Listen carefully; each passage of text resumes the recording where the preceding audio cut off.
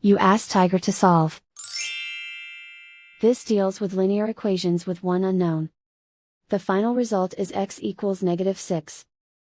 Let's solve it step by step. Simplify the expression. Expand the parentheses.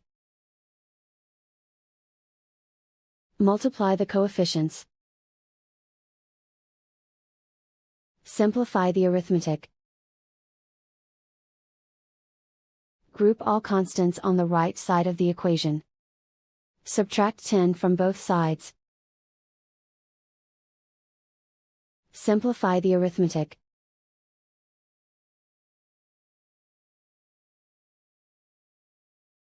Isolate the x. Divide both sides by 15. Simplify the fraction. Find the greatest common factor of the numerator and denominator. Factor out and cancel the greatest common factor.